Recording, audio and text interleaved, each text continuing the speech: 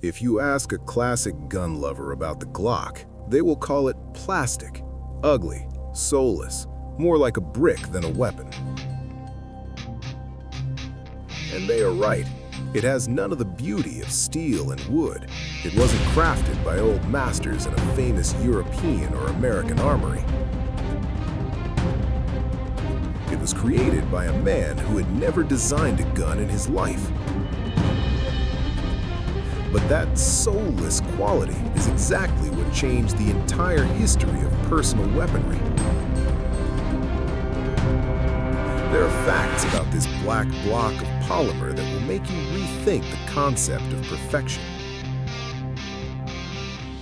And the final truth is the real reason it became the most popular handgun on the planet. Before we move on, this channel isn't for the crowd that chases loud noises. It's for those who want to understand the nature of the tool. If that's you, a like or a sub is a way to verify your presence. No pressure, just alignment. All right.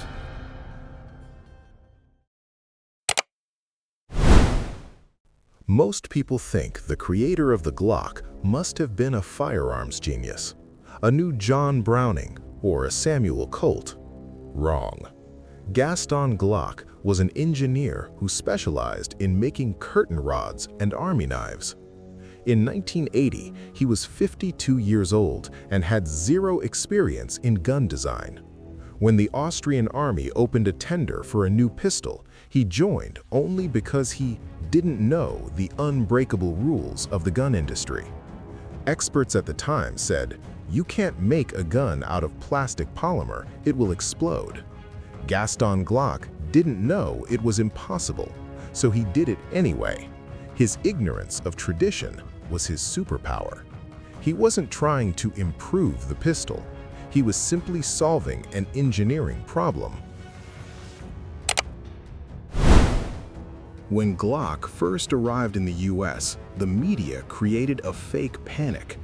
They called it the terrorist special. Reports claimed that because it was plastic, the Glock could pass through airport security X-rays undetected. The movie Die Hard 2 even had a famous line about the Glock 7 made of porcelain that costs more than what you make in a month. That was a complete lie. 80% of a Glock's mass is still metal. The barrel, slide, springs, and ammo all show up clearly on X-rays. But that fear-mongering backfired. It turned the Glock into the hottest item on the market. Everyone wanted the weapon that the news said the government was afraid of. People praise the Glock for being simple, but they don't understand just how radical that simplicity is. A traditional revolver can have over 60 parts. A Beretta 92 has around 70 parts. The Glock 19, 34 parts. You can strip it down to nothing using a single metal pin. This simplicity isn't just about cost, it is a technical statement. What doesn't exist cannot break. Glock proved that in the world of weapons, complexity isn't sophistication. Complexity is a failure point. Many people, especially early police adopters, hated the Glock because it had no manual safety. They were used to flipping a lever to make the gun safe. Glock doesn't have that lever. In reality, the Glock has 3 safety mechanisms, but they are all internal and disengage automatically when you pull the trigger. This philosophy caused a culture shock. It forced users to face an uncomfortable truth. The only reliable safety mechanism is your index finger and your brain. The Glock doesn't protect you from your own stupidity. It revoked the user's right to be careless. Here is an ironic truth about US police forces and the Glock. When the NYPD switched to Glocks, they were scared. They were afraid their officers would negligently discharge the weapon because the trigger was too light compared to their old revolvers. Instead of retraining their skills, they asked Glock to build a special, terribly heavy trigger. It was called the New York trigger. It required nearly 12 pounds of force to pull. The result? Accuracy plummeted. Officers missed more shots.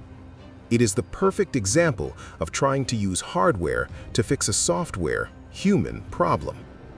Glock complied, but it proved one thing. The problem was never the gun. If you hold a Glock and it feels wrong, you aren't alone. The Glock's grip angle is 22 degrees, different from the traditional 18 degrees of American guns like the 1911. When you point it instinctively, the barrel often points slightly up. Many call this a design flaw. But actually, Gaston Glock designed it this way so that when you lock your wrist and fire rapidly, the gun returns to the target naturally under recoil. It wasn't designed to feel like shaking hands with an old friend.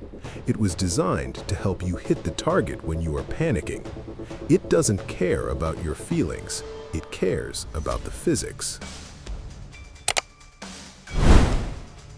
There is a tiny hole on the back of the Glock grip that drives people crazy. It looks like a mistake or a missing plug. It's actually a drainage port.